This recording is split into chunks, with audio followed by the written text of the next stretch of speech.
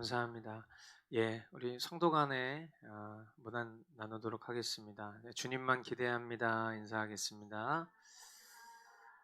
예, 정말 주님만 기대합니다. 우리 자매님 기도하신 것처럼 정말 주님이 주권적으로 역사하시는 그런 섭리를 우리가 경험하는 그런 예배 시간 되기를 간절히 소망합니다. 성경 말씀을 먼저 같이 볼 텐데요. 열왕기하 19장 31절 말씀입니다.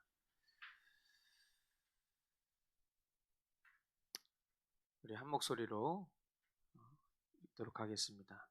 시작. 살아남은 사람들이 예루살렘에서부터 나오고 환난을 피한 사람들이 시온산에서부터 나올 것이다. 나 주의 열심히 이 일을 이룰 것이다. 아멘. 예, 오늘 이제 요한계시록 강해 설교를 끝내고 다음 고린도 전후서 강해를 시작하기에 앞서서 우리 공동체의 귀한 동역자로 또 지난 3개월간 굉장히 수고 많이 해주신 우리 오늘 박찬영 전도사님 통해서 나 주의 열심히 이 일을 이룰 것이다 라는 제목의 말씀으로 하나님 말씀 듣도록 하겠습니다. 우리 전도사님 나오실 때 우리 형제 자매된 그런 사랑의 마음으로 박수로 환영하도록 하겠습니다.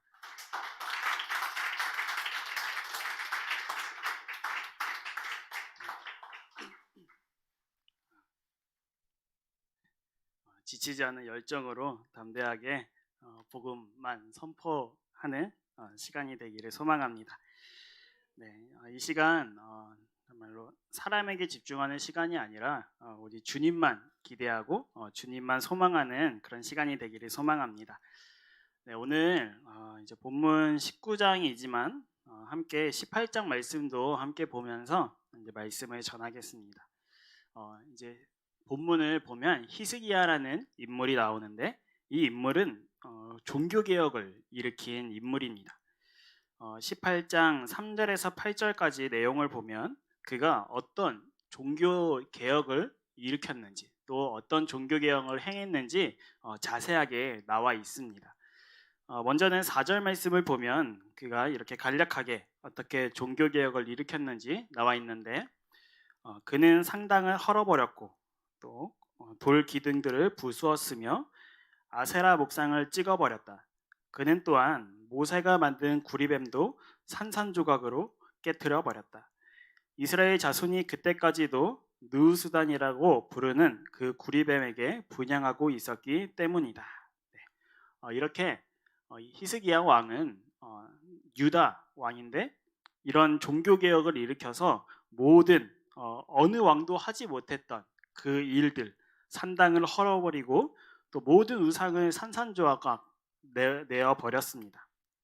여기서 이제 모세가 만든 구리뱀이 나오는데 이 구리뱀은 다들 잘 알고 계시겠지만 이스라엘 백성들을 이제 구원하시기 위한 도구로만 사용되어진 이제 노백 구리뱀입니다. 그런데 이제 이스라엘 백성들은 이 구리뱀을 볼 때 하나님이 우리와 함께 계시고 또 하나님이 우리의 구원자 되심을 기억하는 것이 아니라 그 상황, 그 기적만 기억한 채 이 구리뱀을 하나님보다 더 의지하고 이 구리뱀을 이제 예배하기까지 이르는 그런 우상 숭배로 만들어 버렸다는 것입니다. 이런 상황들을 볼 때 우리의 삶을 볼 때 충분히 있을 수 있는 일이라고 생각합니다. 특히 이제 말씀을 묵상할 때 내가 원하는 말씀들을 골라가지고 좋은 말씀들만 또 하나님이 복 주시기만을 기다리는 나의 태도들, 또 잘못된 종교 행위들과 습관들, 또 잘못된 하나님에 대한 불편한 오해들을 이 히스기야 왕이 이런 모든 우상들과 하나님에 대한 잘못된 습관들을 히스기야 왕이 없애버렸다는 것입니다. 그래서 성경은 이 히스기야 왕을 가리켜 이렇게 기록하고 있습니다.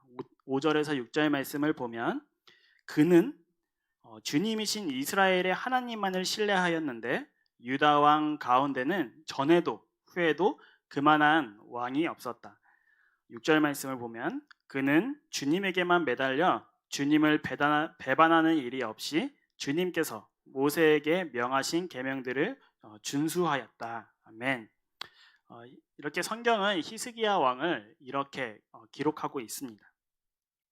히스기야 왕은 다른 이방 나라들을 의지하거나 또 빌붙지 않고 오직 하나님 한 분만을 섬기는 믿음의 사람이었습니다. 이런 상황을 이제 지금의 상황으로 한번 생각해 보면 이제 제가 대통령이 되어서 이런 절간들, 성당, 또 이단들이 모이는 모든 집회 장소들을 쳐부시는 그런 정책을 내세우고 하나님 외에 다른 우상들을 섬기는 것이 적발되면 이제 벌금을 부과하는 이런 정책을 세우는 대통령 그런 사회를 만들었다고 한번 생각해 봅시다. 이런 말만 들어도 참 불편한 시행이고 불편한 요소들이 참 많은 것 같습니다. 이런 사안들은 참 쉽지 않은 결정이었고 행동들이었을 것입니다. 물론 시대적인 상황이 전혀 다르고 맞지는 않지만 여러분들에게 말씀드리고 싶은 것은 이런 모든 것은 믿음이 없으면 할 수 없었다는 것들입니다. 힘든 일이지만 그가 히스기야 왕이 이렇게까지 했던 이유는 하나님이 살아계심을 믿고 있었기 때문입니다. 우리가 이제 다시 처음 복음을 만날 때로 한번 돌아가 봅시다. 그때 우리의 태도는 어땠나요? 복음을 처음 만나고 그 순수한 열정, 정말 주님을 사랑함으로 모든 결단하고 모든 순종하고 뭐든지 다 할 수 있을 것만 같은 그런 기분. 그런데 그 기분과 다르게 또 그러한 상황들과 다르게 지금의 모습은 어떠신가요? 그 복음을 처음 만났을 때와 다르게 지금 제게 스스로 질문을 한다면 아마 이런 식으로 얼버무렸을 것 같습니다. 예, 뭐 그때는 그랬죠. 근데 지금은 네, 그렇습니다. 막 이런 식으로 아마 얼버무렸을 겁니다. 복음을 만날 때는 뭐든 다 할 수 있을 것 같고 죄 안 짓고 살 수 있을 것 같은 그런 기분이 드는데 네, 저만 그랬나 봐요. 그래서 그런 기분이 저는 들었는데 한참 이제 살아가다 보니까 그리고 오늘을 살고 있는 저의 모습을 보니까 처절한 죄인의 모습밖에 남지 않는 모습을 봅니다. 결국 말씀 앞에 설 때마다 나는 안 되는구나를 매일 경험하며 매일 말씀 묵상을 하면 할수록 또 믿음으로 살아간다고 결단하면 할수록 나는 죄인이라는 사실밖에 이 사실이 더욱더 분명해질 뿐 이런 의인과 전혀 맞지 않는 인물이라는 것을 매일 느끼며 살아갑니다. 그래서 마지막 남는 그 붙잡아야 할 것은 이제 오직 예수 그리스도 십자가 복음밖에 답이 없다는 것을 비로소 그때 깨닫게 됩니다. 이 종교개혁을 일으킨 이 히스기야 왕 역시도 저희와 전혀 다른 사람이 아니라는 것을 보여줍니다. 전에는 이제 성경에 나온 모든 인물들이 항상 위대해 보였고 항상 의인 같아 보였고 항상 뭔가 영웅 같아 보이는 그런 마음이 있었는데 말씀을 보면 볼수록 이런 성경에 나오는 인물들 역시도 우리와 똑같은 성정을 가진 사람이라는 것을 깨닫게 됩니다. 성경에 나오는 인물들도 그리고 오늘날 살아가는 저희들도 주님께서 말씀하실 때 의인은 없나니 하나도 없다라고 말씀하십니다. 이렇게 종교개혁을 일으킨 히스기야도 결국 아시리아라는 현실 앞에 무너져 그 앞에 잘못했다고 굴복하고 은 300달란트와 금 30달란트를 내주고도 더 비참하게 15절 16절을 보면 그리하여 히스기야는 주님의 성전과 왕궁의 보물창고에 있는 은을 있는 대로 다 내주었다. 16절 말씀을 보면 그때 유다의 히스기야 왕은 주님의 성전 문과 기둥에 자신이 직접 입힌 금을 모두 벗겨서 아시리아 왕에게 주었다. 네, 참 종교개혁을 일으킨 그 모습과 확연하게 다른 이 장면들. 하나님의 성전에 있는 것까지도 아시리아의 왕에게 주는 모습을 볼 수 있습니다. 뭐 쉽게 예를 들면 건물주가 우리 교회 사람들 다 나가라, 우리 교회 내보내겠다, 막 이런 통보를 받았을 때 우리의 태도가 이제 막 뭐 그런 거죠. 뭐 커피 머신을 준다던가 건물주에게 뭐 이것저것 다 조공을 바치면서 끝까지 여기 있게 해달라고 이렇게 빌붙는 모습들을 좀 상상하면 좀 더 쉽게 이해되지 않을까 생각이 듭니다. 하나님 한 분만을 섬기고 모든 상당과 우상들을 산산조각낸 그 히스기야, 이 종교 개혁을 일으킨 히스기야 역시도 너무나도 커 보인 현실 앞에 직면하였을 때 주저앉는 연약한 존재라는 것을 볼 수 있습니다. 우리가 영웅으로 본 그 히스기야 왕, 종교 개혁을 아무도 하지 못했던 그 일을 행했던 그 히스기야 왕 역시도 연약한 존재인 것을 분명하게 성경은 보여주고 있습니다. 자, 이러면 다시 오늘 살아가는 저희들을 한번 생각해 봅시다. 먹고 사는 문제, 또 개인적인 문제, 그런 문제들로 인해서 혹시 외면하고 이 현실 앞에 갇혀 살아가고 있지는 않은지 한번 되돌아보기를 바랍니다.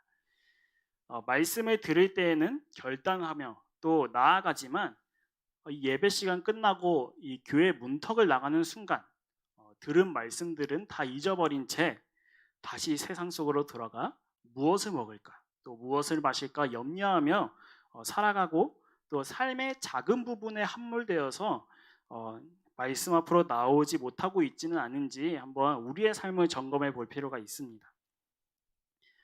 이런 삶, 왜 이럴까요? 왜 우리는 담대하게 나아가지 못하고 잊어버린 채 다시 세상의 염려 속에 갇힌 채 살아갈까요? 곰곰이 묵상하던 가운데 주님께서 이런 마음을 주십니다. 바로 두려운 겁니다. 한 번도 믿음으로 살아보지 못하고 두려웠던 겁니다. 이 두려운 내면 깊은 곳을 파헤쳐 보면 결국은 하나님을 신뢰하지 않는 거며 하나님을 믿지 않는 겁니다. 우리가 세상의 염려 가운데 살아가는 것은 결국 반대로 우리의 마음속에 두려움이 있고 하나님을 신뢰하지 못하는 것이며 또 하나님을 믿지 않는 마음이 우리 가운데 있기 때문에 우리가 믿음으로 돌파하지 못하는 겁니다.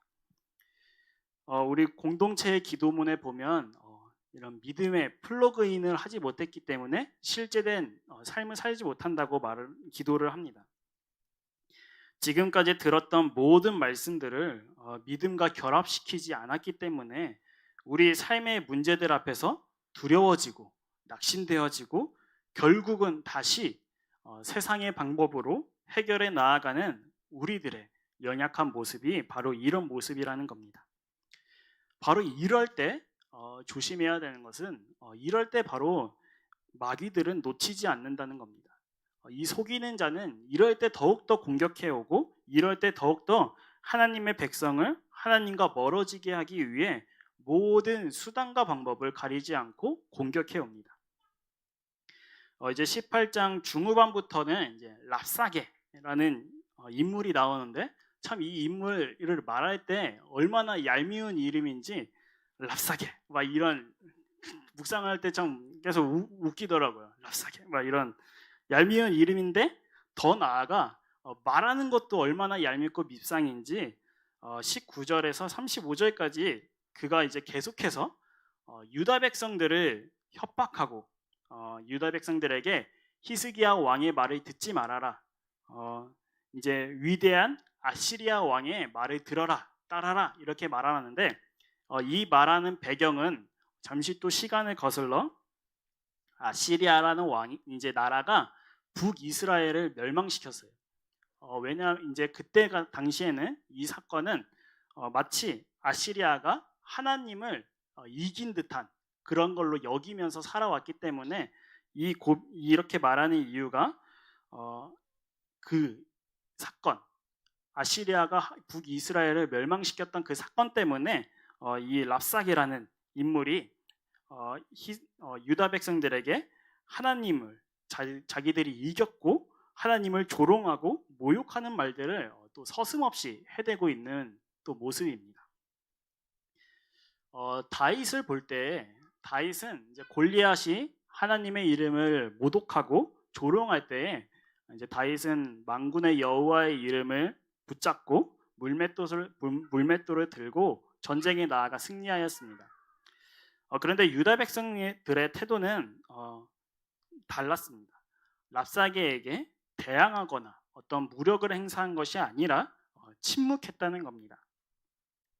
그리고 나라의 대신들은 이 울분을 토하면서 이 랍사게가 자신들에게 했던 그 모든 이야기를 히스기야 왕에게 전합니다. 여기까지가 이 전한 내용까지가 바로 18장의 내용입니다. 그런데 우리 주님은 항상 기가 막힌 반전을 준비하고 계십니다. 준비되셨나요? 이 반전? 네.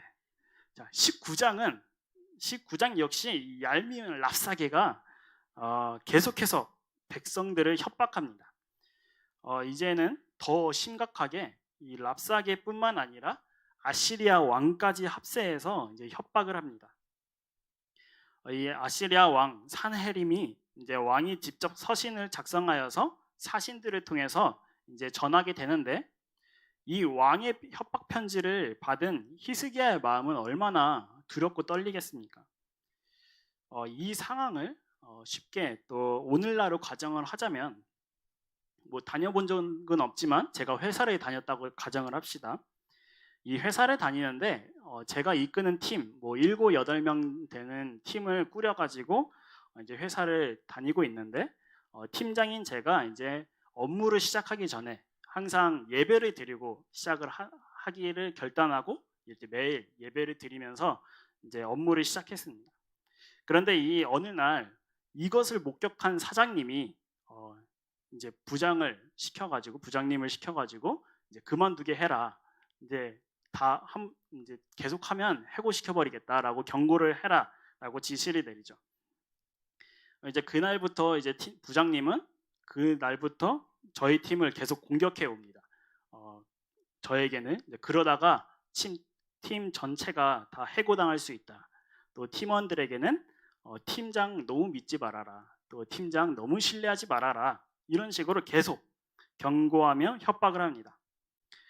그런데 이제 팀원 전원이 취한 행동은 이제 침묵하면서 계속 예배를 계속하면서 업무를 보고 있었습니다.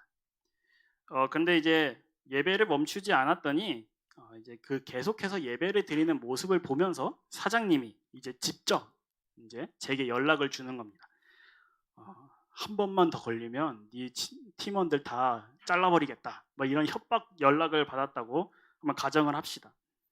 이럴 때 우리의 심정은 어떨까요? 저만 잘리면 상관이 없는데 내 팀원들까지 잘라버리겠다는 이 협박의 메시지.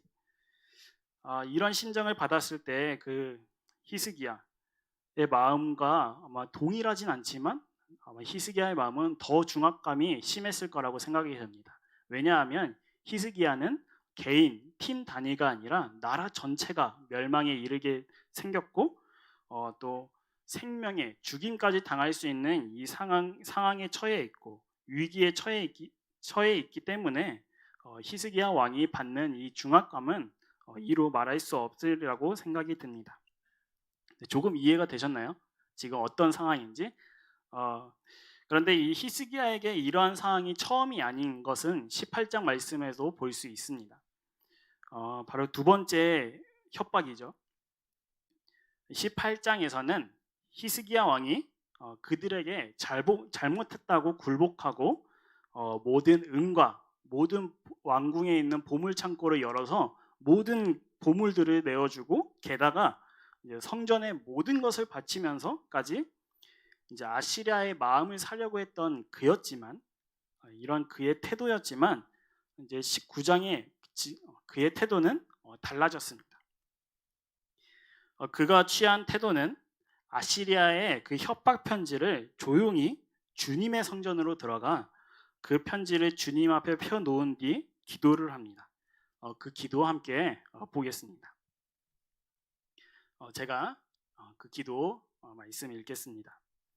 주님께 기도하였다.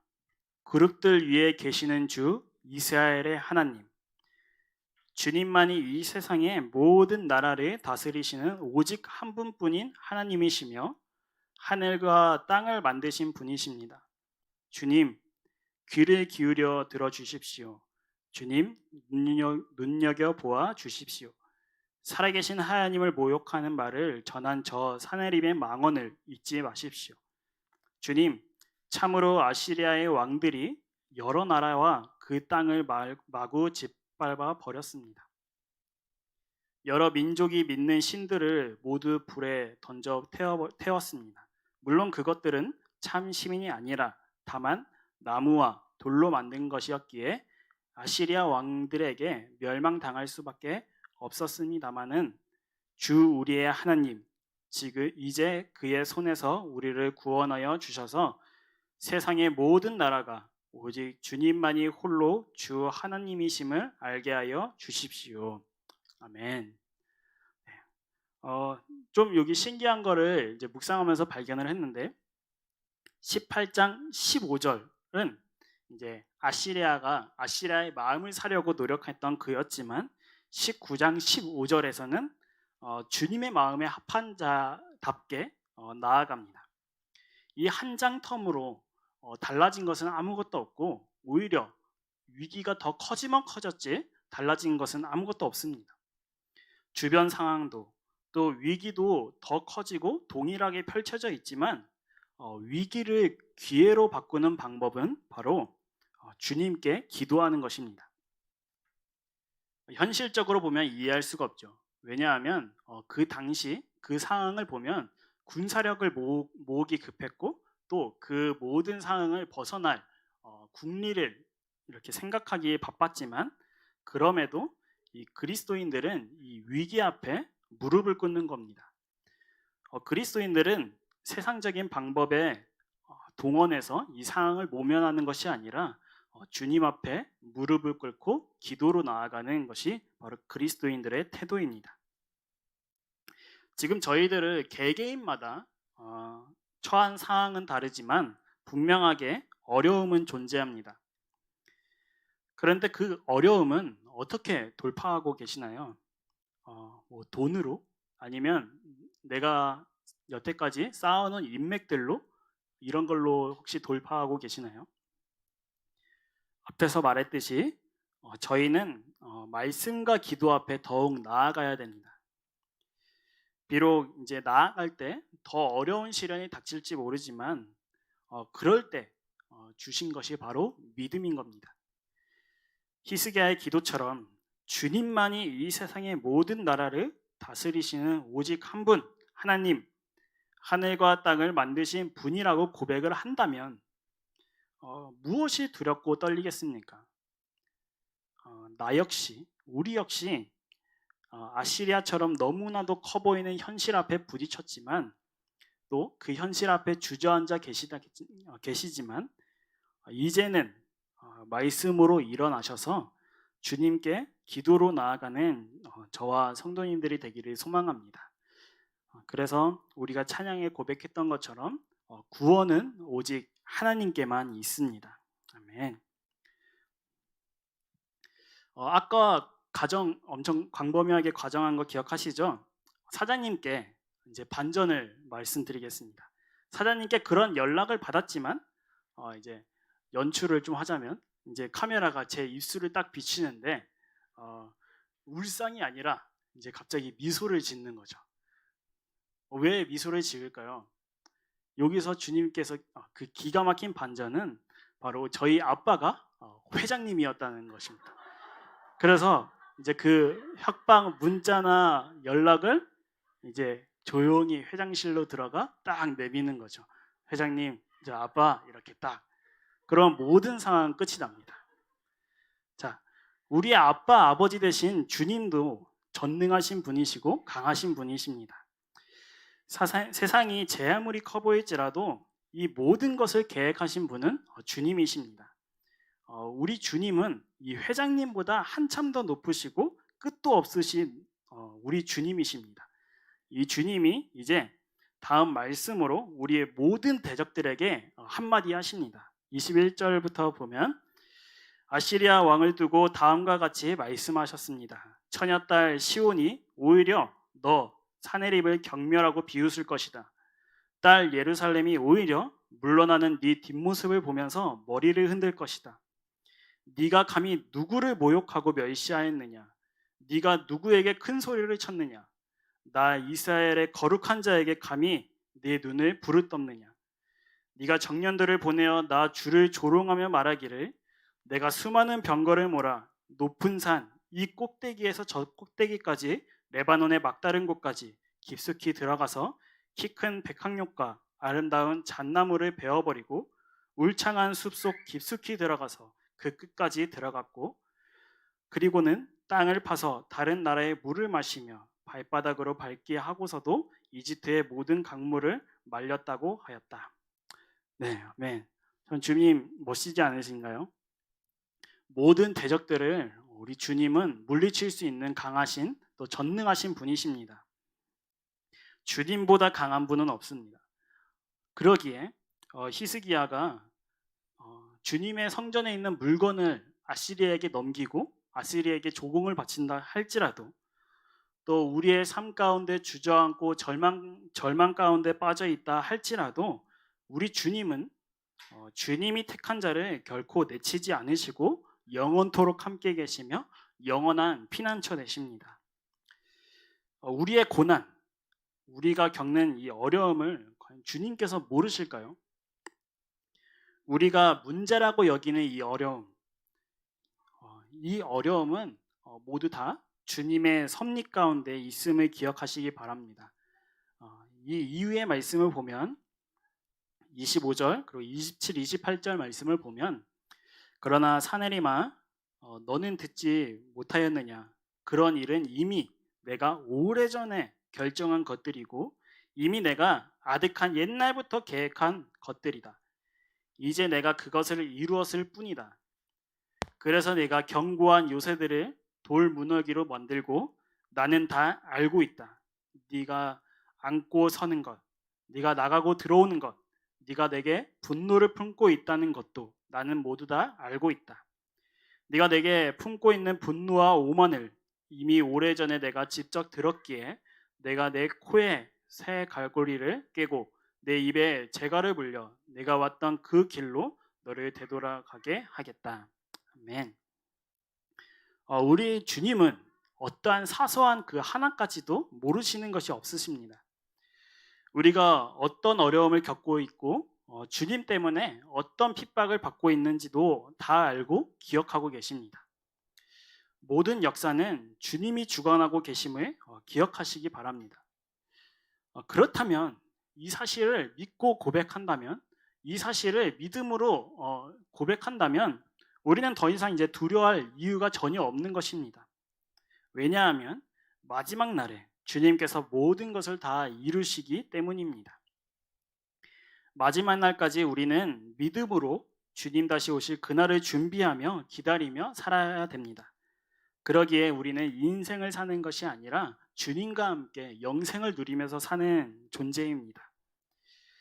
기억해야 될 것은 이 땅에서의 예수님 때문에 받는 고난과 어려움으로 인내하며 또 참으며 하늘 소망 품고 살아가는 것은 곧 장차 올 하나님의 영광에 참여하기 위함입니다. 히브리서 12장 10절에서 11절 말씀을 보면 육신의 아버지는 잠시 동안 자기들의 생각대로 우리를 징계하였지만 하나님께서는 우리를 자기의 거룩하심에 참여하게 하시려고 우리에게 유익이 되도록 징계하십니다. 무릇 징계는 어떤 것이든지 그 당시에는 즐거움이 아니라 괴로움으로 여겨지지만 나중에는 이것으로 훈련받은 사람들에게 정의의 평화로운 열매를 맺게 합니다. 아멘. 주님께 징계, 훈계를 받는 것을 피하지 마시기 바랍니다. 이것이 또 제된 내 모습을 직면하기 싫어서 복음 앞에 서는 것을 꺼려하신다면 이보다 어리석은 일은 없는 거라고 생각이 듭니다. 복음 앞에 내 존재를 직면하고 내 제된 존재가 직면되었을 때 주님이 그때 일하실 것입니다. 이러한 모든 것들 징계하시고 훈계하시고 이런 모든 것들은 우리 가운데 고난과 환난을 또 허락하신 것은 우리를 죽이시기 위함이 아니라 우리를 살리기 위함입니다. 물론 이런 공동체 안에서 좋은 겉면이라고 할지라도 듣는 편에서는 기분이 나쁘고 어렵겠지만 마음이 어렵겠지만 그 겉면을 가슴 깊이 새기며 또 말씀으로 결론 내어서 마음은 아프지만 또 그 사람이 겉면한 사람이 싫겠지만 그 마음들 믿음으로 돌파하고 나서 일어서는 것이 바로 실력입니다. 이런 훈련을 받고 매일 믿음의 연단을 받는 자에게 끝날에 열매를 맺게 된다고 말씀하십니다. 하루하루 믿음으로 살아가기가 힘들고 또 어렵겠지만 주님께서 우리에게 시편 말씀으로 위로하시며 또 믿음을 또 경고케 하십니다. 시편 46편 10절에서 11절 말씀을 보면 너희는 잠깐 손을 멈추고 내가 하나님인 줄을 알아라. 내가 문 나라로부터 높임을 받는다. 내가 이 땅에서 높임을 받는다. 만군의 주님이 우리와 함께 계신다. 야곱의 하나님이 우리의 피난처시다. 아멘. 여러분, 이 말씀 정말로 믿음으로 아멘 하시나요? 주님이 우리의 주님 되시며 주님이 우리의 피난처 되신다고 이렇게 선포하셨습니다. 저희 공동체의 고백이죠. 주님이 하십니다. 또 주님만 기대합니다. 정말 주님이 하십니다. 우리 주님은 높임 받기에 또 영광 받으시기에 합당하신 분이십니다. 또 주님이 일하실 때 그 누구의 도움도 받지 않으시고 모든 일을 이루실 수 있는 능력의 주님입니다. 저희들의 구원 역시 우리의 최선과 노력이 아니라 주님께서 우리를 구원으로 신실하게 인도하십니다. 우리와 함께 하시며 우리의 영원한 피난처가 되어 주셔서 우리로 하여금 하루하루를 살 때마다 지치지 않고 또 담대하게 나아갈 수 있도록 도와주십니다. 이렇게 도와주실 때 우리가 마땅히 취해야 할 태도는 다른 것이 아니라 말씀과 기도의 삶입니다. 내가 하나님인 줄 알아라 라는 말씀은 주님을 알 수 있는 탁월하고 유일한 방법은 말씀과 기도밖에는 없습니다. 말씀을 묵상하지 않는데 주님을 안다고 말하는 사람들은 거짓말하는 사람입니다. 하나님을 믿는 믿음은 들음에서 납니다. 그 들음은 하나님의 말씀에서 비롯됩니다. 믿음으로 살아가기 위해서는 반드시 주님의 말씀 앞에 서야 되는 겁니다. 저희들의 삶을 볼 때, 또 저의 삶을 볼 때 이 핑계 저 핑계 시간이 없다는 이유로 말씀을 보지 않을 때가 있고 대충 볼 때도 있지만 오늘 이 설교 말씀을 준비하면서 그것이 얼마나 이 영생을 놓치는 아주 위험한 행동이라는 것을 깨닫게 하십니다. 더 이상 시간이 없습니다. 우리 주님 요한계시록 말씀처럼 성큼성큼 오고 계십니다. 요한계시록 말씀을 들으면서 깨닫게 된 사실은 시간이 없다. 우리 주님 다시 오심을 준비해야 된다는 마음을 받았습니다. 오늘 당장 이제 주님이 다시 오신다고 말씀하셨을 때 우리의 성도의 고백, 요한계시록의 말씀처럼 오십시오 라고 선포할 수 있는 준비가 되어야 됩니다. 그렇다면 주님께서 이렇게 말씀하실 겁니다. 내가 곧 가겠다. 정말 기대되시지 않으시나요?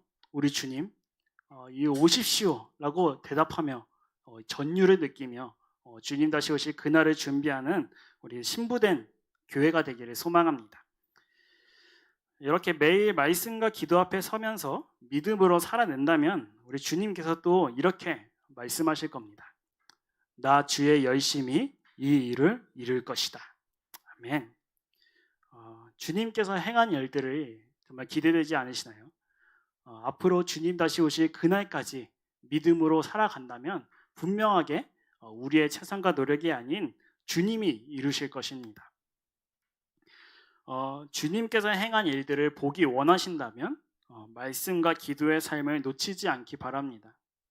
지금까지 너무나도 형편없고 너무나도 내 마음대로 살아왔다면 오늘 말씀을 듣고 깨달아 주님께로 전심으로 돌아가서 회개하며, 이 회개는 어떤 것을 잘못했다고 말하는 것이 아니라 우리의 삶을 완전히 돌이키는 겁니다.